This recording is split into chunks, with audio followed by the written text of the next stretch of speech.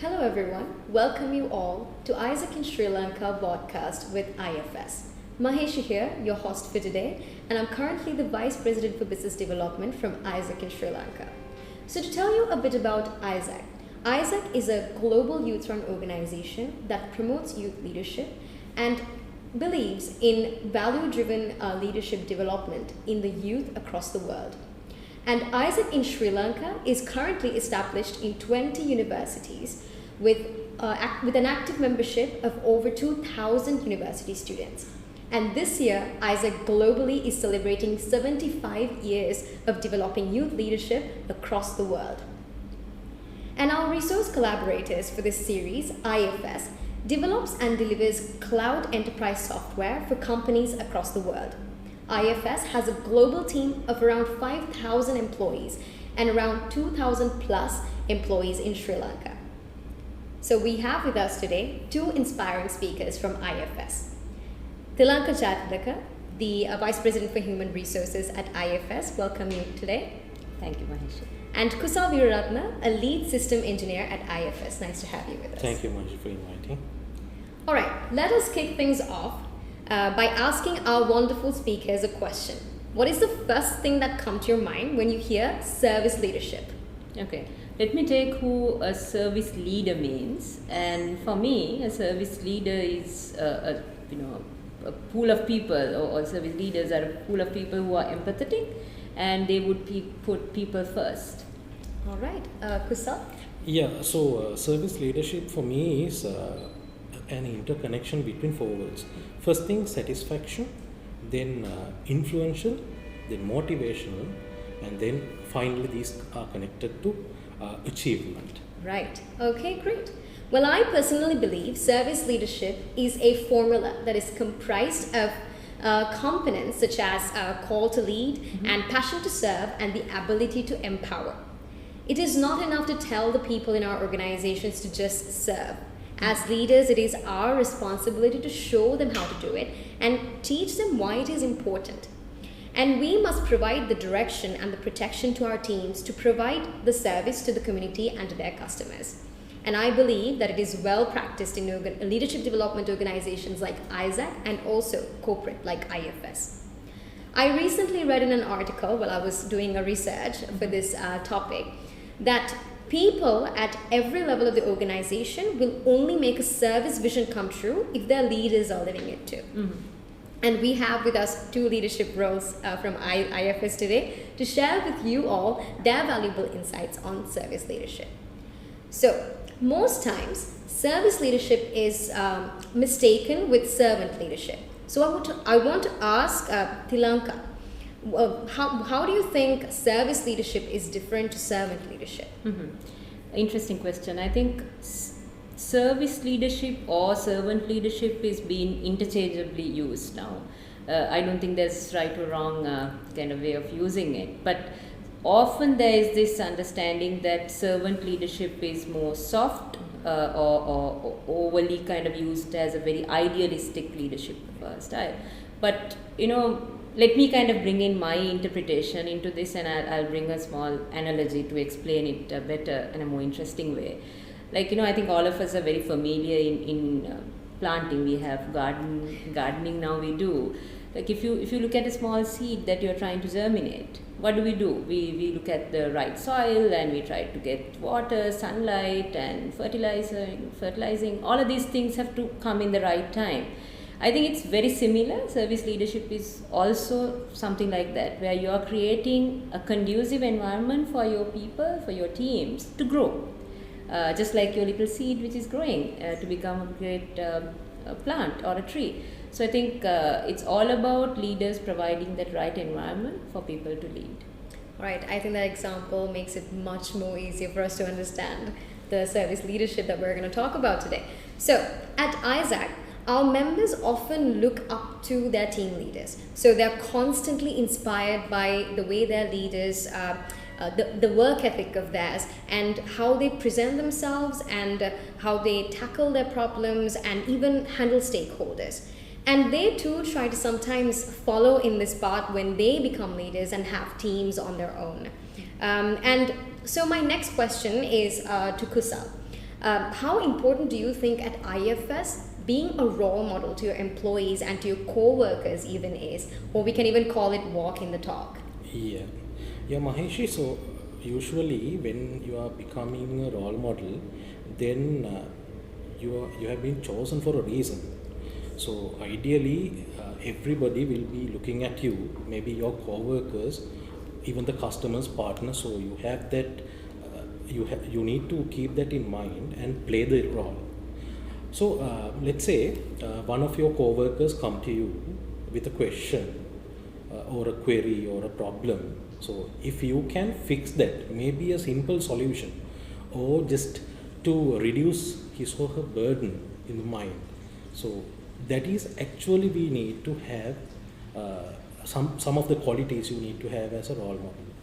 And again, if we talk about characteristics on this matter, mainly empathy towards the co-workers or customers or whoever, the third party, the second party. And also, we are going to talk about collaboration between you and the people who are working on some target or an objective.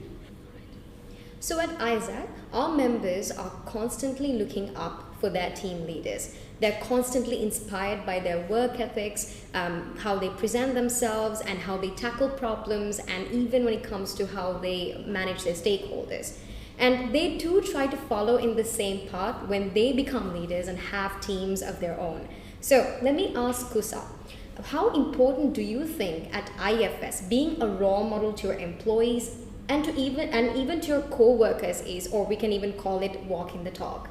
Okay, Maheshi. So, being a role model is some sort of a privilege, and you have been selected, chosen among the others. So, you need to play that role. That's the first thing. And if we talk about being a role model, first thing needs to be done is the empathy towards the employees, co-workers, and also you need to be easily reachable. And if someone from your team, your co-worker comes to you bringing a question, query, or maybe a small problem, so if you can fix it, or even if you can give them an answer which will solve their problem up to some extent, maybe to release their burden in the head, that is actually we need as a role model. And definitely they will be looking at you, and one day they will become a role model. So that basement needs to be there.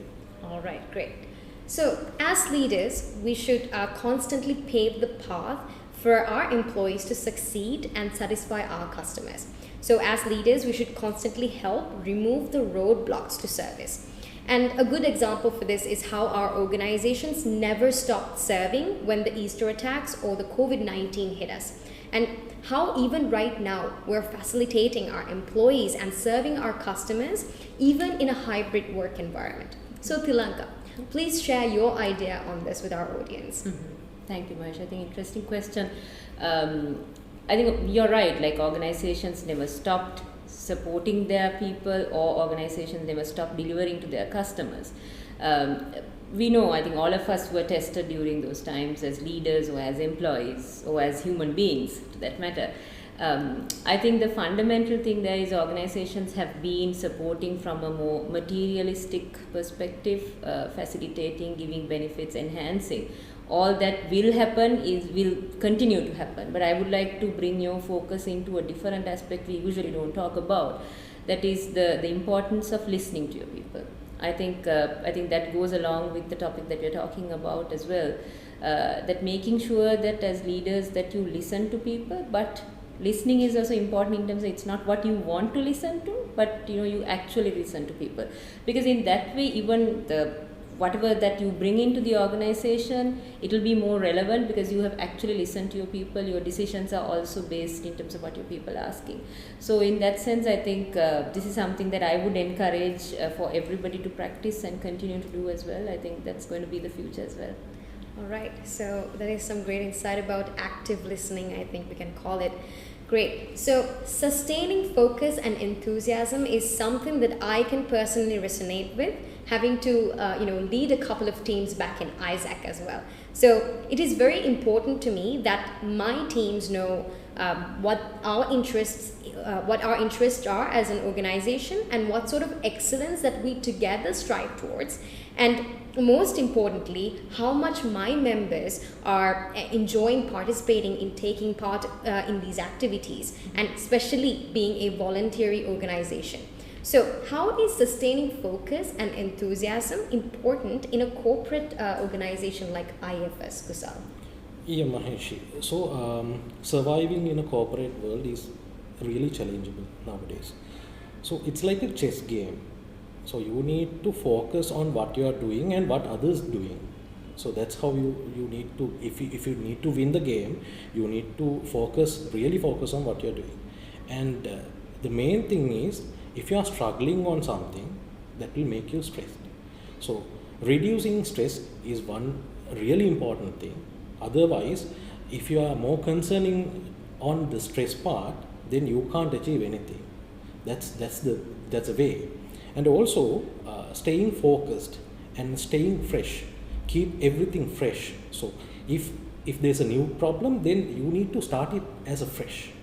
And also, keeping and adding things, creativity. The creativity you are having, if you can apply into the questions, problems you are having, that will be really important, and that will be really helpful to you to achieve whatever you are doing.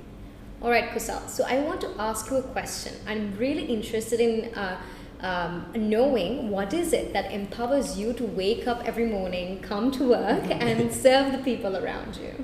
Yeah. So we have faced COVID for quite a long time, and then we are currently adopting to come back to office. And when I wake up, then it's a fresh day, and I have that enthusiasm inside myself that I am going to face new people and to achieve some more work. So anyway, I will be polishing up myself. And also, even at office, at IFS, we have that friendly culture. We have that friendly people, because we are wearing casual, as you can see. So it's really comfortable. And also, when we have our lunchtime, we are going to have some chats, and also tea time we have simple chit chats, not office work related, but we are talking about life things and all, and we have enough facilities to enjoy life. We have pool boards, we have games, and also at the end of the day, if we are collecting moments, not the salary we are talking about, not the people we are meeting, but we are collecting memories and moments. So for that, it's an ideal place and the best place to work. All right, that almost convinces me to join hands maybe with IFS. All right, so in AIESEC 2, empowerment is at the heart of our organization. It is essential that we educate, we coach, mentor, and support our members, employees, and our co-workers to do better and to become better versions of themselves every day.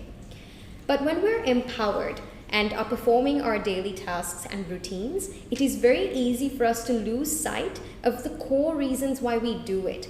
That could be the principles and the values and the final vision of our organization.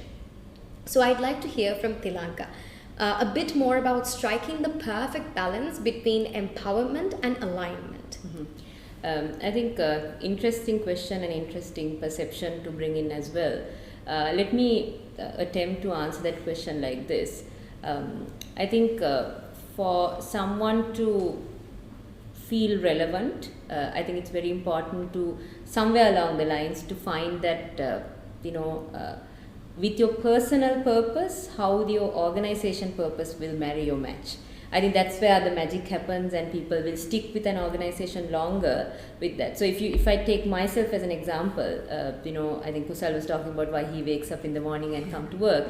If I may attempt that here, my purpose is to make sure that I identify and support people or facilitate people to unleash their potential or their talent, and that's why I am in this space of HR, which I think is a platform that I can support people.